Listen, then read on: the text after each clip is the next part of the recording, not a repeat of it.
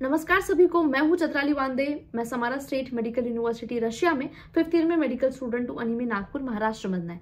So basically इस video में हम बात करेंगे कि क्या एनएमसी की गाइडलाइंस है और कौन सी कंट्रीज है जहां पे एनएमसी की गाइडलाइंस को फॉलो किया जाता है एंड कहाँ आपको जाना सही रहेगा। ठीक है, तो सबसे पहले मैं आपको बता दूं कि सबसे पहले जो गाइडलाइन है कि आप जब भी एमबीबीएस अब्रॉड के लिए प्लान कर रहे हो तो आपका जो नीट का एग्जाम है वो क्वालिफाइड होना चाहिए। अब क्वालिफाइड का मतलब क्या है? अगर हम लास्ट ईयर का देखें 2023 में 137 जनरल कैटेगरी के लिए था एंड 107 रिजर्व कैटेगरी के लिए था। अगर आपका स्कोर इतना है मतलब आप क्वालिफाइड थे कि आप आपका एमबीबीएस अब्रॉड से कर सके एंड आप इंडिया आकर के जब एग्जाम दोगे तो आपको किसी भी तरह की कोई भी दिक्कत नहीं आएगी। ठीक है, इसके बाद नेक्स्ट चीज क्या है, नेक्स्ट इनकी क्या गाइडलाइन है इस पे आते हैं।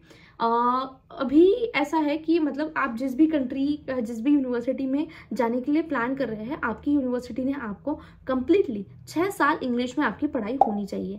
बहुत बार ऐसा होता है कि कुछ यूनिवर्सिटी बाइलिंगुअल होती है एंड बच्चों को ये बताया जाता है कि हाँ ये यूनिवर्सिटी इंग्लिश में है, वो उस यूनिवर्सिटी में जाते हैं, उसके बाद उन्हें पता चलता है कि ये यूनिवर्सिटी बाइलिंगुअल है। ऐसा कई बार हुआ है बिकॉज 2021 से पहले कुछ यूनिवर्सिटीज बाइलिंगुअल थी, बट जब एनएमसी की ये गाइडलाइंस आई उसके बाद यूनिवर्सिटी ने अपने आप को इंग्लिश में बताया एंड स्टिल ऐसी कई यूनिवर्सिटीज है जहां पे इंग्लिश बताया जाता है बट यूनिवर्सिटी स्टिल बाइलिंगुअल है।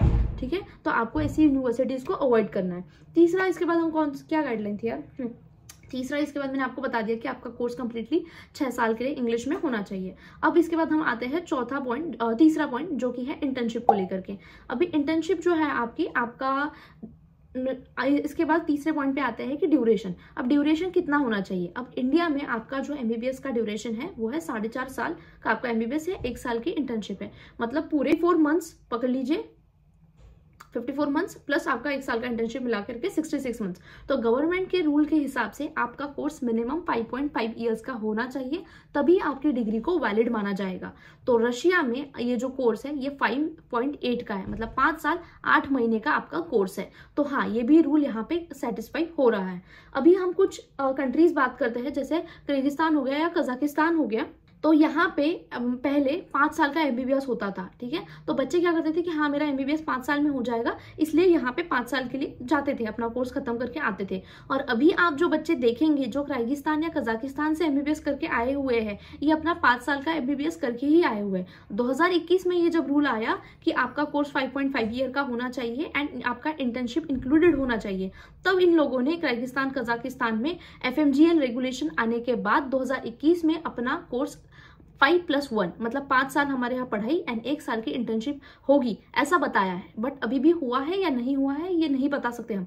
जब पहला बैच 2021 का किर्गिस्तान या कजाकिस्तान से पास होगा तब तुम लोगों को पता चलेगा कि यहाँ पे 1 साल की इंटर्नशिप इनके करिकुलम में इंक्लूड करी थी इन लोगों ने या नहीं करी थी। ठीक है, अभी जितने भी तुम बच्चे देख रहे हो ये सारे 5 साल का एमबीबीएस खत्म करके ही आए हैं। तो आप ऐसा मत करिए कि हाँ मेरे पड़ोसी वाले ने किर्गिस्तान से एमबीबीएस किया था इसलिए आप भी किर्गिस्तान जा रहे हैं, तो ऐसा मत करिए, क्योंकि उनके वक्त रूल्स एंड रेगुलेशंस अलग थे। उनके वक्त ये जरूरी नहीं था कि आपका कोर्स 5.5 ईयर का होना चाहिए, बट अभी 2021 के बाद गवर्नमेंट का ये रूल है कि आपका 5.5 ईयर्स का होना चाहिए। एंड सबसे बड़ी चीज, आप किसी भी यूनिवर्सिटी में जाने के बाद अब ट्रांसफर नहीं ले सकते अगर आपने एडमिशन 18 नवंबर 2021 के बाद किया है। कोई भी स्टूडेंट जिसका इनविटेशन लेटर 18 नवंबर 2021 के बाद आया है, ऐसा कोई भी स्टूडेंट किसी भी यूनिवर्सिटी में ट्रांसफर नहीं ले सकता। अगर आप ट्रांसफर लेते भी हो तो भी आपकी डिग्री वैलिड नहीं मानी जाएगी। ठीक है, इसके पहले जैसे मैं 2019 में औरंगाबाद में गई थी तो मैं ट्रांसफर ले सकती हूँ, इसलिए मैंने समारा में ट्रांसफर लिया। बट अभी जाने वाला कोई भी बच्चा अगर ट्रांसफर नहीं ले सकता, और अभी जाने वाला कोई भी बच्चा ट्रांसफर नहीं ले सकता एंड अगर आपको आपकी यूनिवर्सिटी चेंज भी करनी है, जैसे आप किसी भी क्रीमिया जा रहे हैं देन आपको समारा आना है, तो आपको फर्स्ट ईयर से आपका कोर्स फिर से स्टार्ट करना पड़ेगा। ठीक है, एक चीज ये होगी। इसके बाद आते हैं नेक्स्ट क्या गाइडलाइंस है। आपको बताना चाहूंगी कि बहुत सारे बच्चे यूक्रेन के वार के बाद उज्बेकिस्तान गए। उज्बेकिस्तान में उतना नहीं होता था, इतना एमबीबीएस का प्रोग्राम्स को लेकर के इतना उज्बेकिस्तान में कभी था ही नहीं कि बच्चे जा रहे हैं उज्बेकिस्तान एमबीबीएस करने के लिए। बट जब यूक्रेन के वॉर के बाद बच्चों को ट्रांसफर लेना था तो बच्चे बहुत सारे उज्बेकिस्तान चले गए। ठीक है, और अब तक के ऐसा तुम्हें एक भी बच्चा नहीं मिलेगा जो अपना उज्बेकिस्तान से एमबीबीएस कंप्लीट करके आया हो। तो इसीलिए आपको उज्बेकिस्तान जाना उतना ना सही है ना जाना चाहिए। ठीक है, मैंने आपको बता दिया किर्गिस्तान कजाकिस्तान का क्या सीन था। FMGL रेगुलेशंस आने के बाद इन्होंने अपना 5+1 प्रोग्राम किया है, बोला है कि हाँ हमने किया है बट हुआ है नहीं हुआ है, ये बच्चे सिर्फ 2021 के जब 2027 में पास आउट हो गए तब पता चलेगा कि क्या सीन है। ठीक है,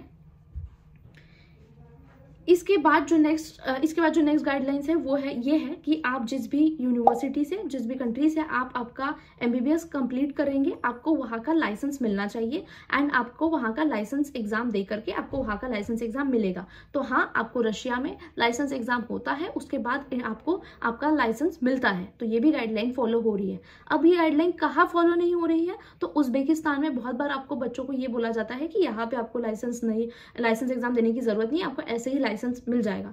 ऐसी चीज होती ही नहीं है। वो जस्ट आपका एडमिशन कराने के लिए आपको एक ट्रैप दे रहे हैं, आपको उस ट्रैप में फंसना नहीं है। आप ही सोचिए, जहां पे आपको लाइसेंस एग्जाम ही देना ना दे करके अगर आपको लाइसेंस मिल भी जाए तो भी ऐसे इससे आप क्या सीखोगे?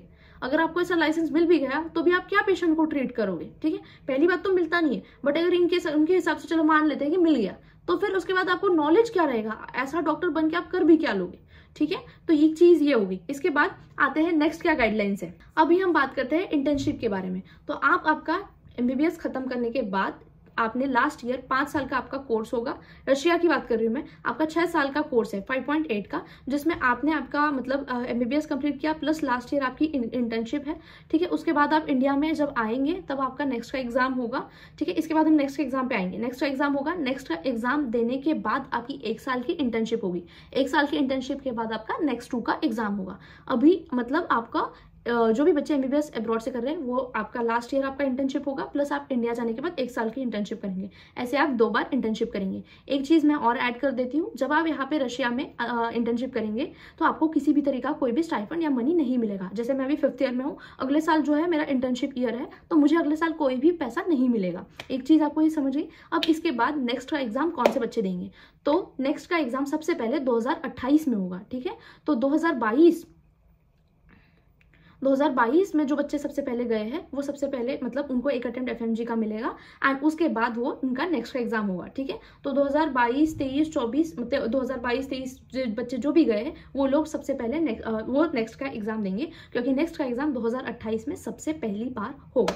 ठीक है, ये गाइडलाइंस है। अब जो बच्चे एमबीबीएस इंडिया से कंप्लीट करेंगे वो भी नेक्स्ट का एग्जाम देंगे। जो बच्चे अब्रॉड से प्लान करके आ रहे हैं, एमबीबीएस अब्रॉड से करके आ रहे हैं, वो भी बच्चे अपना नेक्स्ट का एग्जाम देंगे। और फिर दोनों बच्चे एक साथ 2028 में नेक्स्ट दिया, उसके बाद आपकी 1 साल की इंटर्नशिप होगी, दोनों की, अब्रॉड वालों की और इंडिया वालों की। उसके बाद आपका नेक्स्ट 2 का होगा। नेक्स्ट 1, नेक्स्ट 2 एक मतलब एवरेज स्कोर निकलेगा जिससे आपको नीट पीजी की सीट मिलेगी। एंड नेक्स्ट 2 जो आपका एग्जाम होगा वो एक प्रैक्टिकल बेस्ड एग्जाम होगा। ये चीज आपको समझ में आ गई कि सबसे पहले नेक्स्ट का एग्जाम कौन देगा? 2022 में जो बच्चे अब्रॉड में गए थे उनको एक एफएमजी का अटेम्प्ट मिलेगा एंड फिर उसके बाद वो नेक्स्ट का एग्जाम देंगे। ठीक है, तो 2028 में जो भी बैच पास आउट होगा वो नेक्स्ट का एग्जाम सबसे पहली बार देगा। 2028 में मतलब 2023 वाले बच्चे 101% गारंटी कि वो 2028 में नेक्स्ट का एग्जाम देंगे। तो आई होप कि मैंने आपको बता दिया कि क्या क्या एनएमसी की गाइडलाइंस है। तो कोशिश करिए कि ऐसी कंट्री एंड ऐसी चूज करें जहाँ पे एनएमसी की सारी गाइडलाइंस को फॉलो किया जाता है। आई होप ये वीडियो आपके लिए हेल्पफुल रहा एंड प्लीज़ आप सभी से रिक्वेस्ट है हाथ जोड़ के कि प्लीज़ सब्सक्राइब कर दो। जब सब्सक्राइबर्स बढ़ते रहते हैं तो बहुत अच्छा लगता है। ठीक है, that's it, thank you for watching.